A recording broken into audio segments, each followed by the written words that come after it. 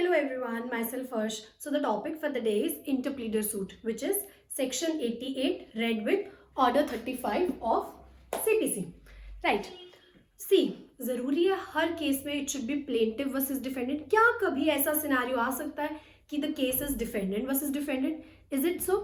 उसी को समझने के लिए in order to clarify that we'll study interpleader suits होता क्या है. Let's take an example. Say for example I am one person A, right? I have a possession of some XYZ property, let it be a car. मैं एक person ए हूँ, मेरे पास एक car का possession है, मैं उसकी ओनर नहीं हूँ, मुझे ये बात का पता है, I know that I am not owner, मैं वो रखना भी नहीं चाहती कार. लेकिन अब मैंने से फॉर एग्जांपल कोई कार मेरे पास थी और मैंने उसका एडवर्टाइजमेंट किया कि ये कार मेरे घर के बाहर पार्क मिली या XYZ ऐसे ऐसे मेरे पास पहुंची. I am not a rightful owner of that property, I only have a मियर possession over it. वो किसी भी तरह से आया हो सकता है. अब मैं बोल रही हूँ कि जिसके पास जो भी इसका राइटफुल ओनर है वो प्लीज आए और इसको क्लेम कर ले अपनी आइडेंटिटी बताकर. हम यूजुअली यही करते हैं, पेन वेन गुम जाए, वॉलेट गुम जाए, सॉरी पेन नहीं वॉलेट गुम जाए तो हम क्या बोलते हैं, प्लीज अपनी आइडेंटिटी बता दो, उसमें क्या कुछ है and take the wallet.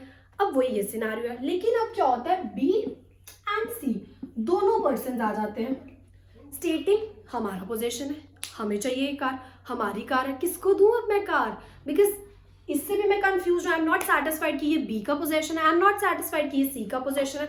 I am confused between two people. अब मैं फाइल करूंगी interpleader suit in order to clarify this.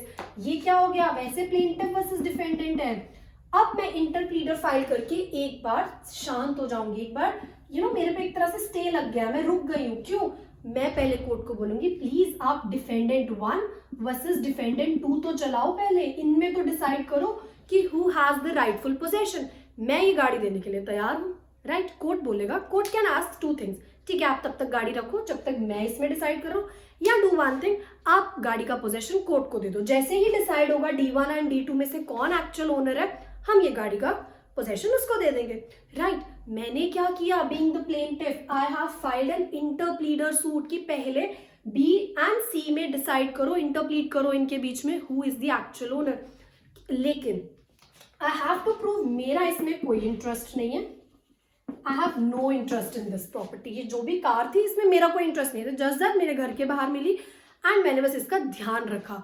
इसीलिए मुझे मेरी कॉस्ट्स दे दो या फिर जो भी मेरा एक्स्ट्रा एक्सपेंडिचर आया इस कार को प्रोटेक्ट करके रखने में, दैट इज इट. उसके अलावा मुझे कुछ नहीं चाहिए इस कार में से.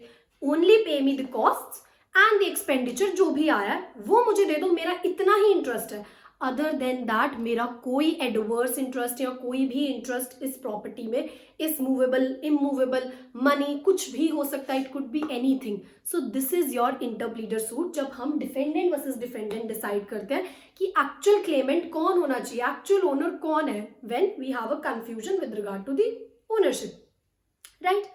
अब इसके हैं दो एक्सेप्शंस जो आपके ऑर्डर 35 में रूल 5 में दिए हुए हैं. व्हाट इट सेज कि टेनेंट एंड एजेंसी के दो रिलेशनशिप्स में आप इंटरप्लीडर सूट फाइल नहीं करते जब तक आपकी टेनेंसी कॉन्टिन्यू है एंड जब तक आपकी एजेंसी कॉन्टिन्यू. कैसे? मान लो मैं किराएदार हूं और मैं अपने ही मकान मालिक लैंडलॉर्ड पे केस कर रही हूँ. ना तुम मकान मालिक हो या तुम केस करूंगी, इंटरप्लीडर करूंगी, पहले मुझे बताओ असली मकान मालिक कौन है, मैं फिर रेंट दूंगी. You can't do so because तुम जब वहां रह रहे हो, किसने तुम्हें ओनरशिप, किसने तुम्हें टेनेंसी दी, किसके साथ तुम्हारा अग्रीमेंट हुआ, इट ऑटोमेटिकली मीन्स वो ही तुम्हारा लैंडलॉर्ड है. तुम्हें उस पर कोई कंफ्यूजन दिखाने की, उस पर कोई क्वेश्चन करने की जरूरत नहीं है.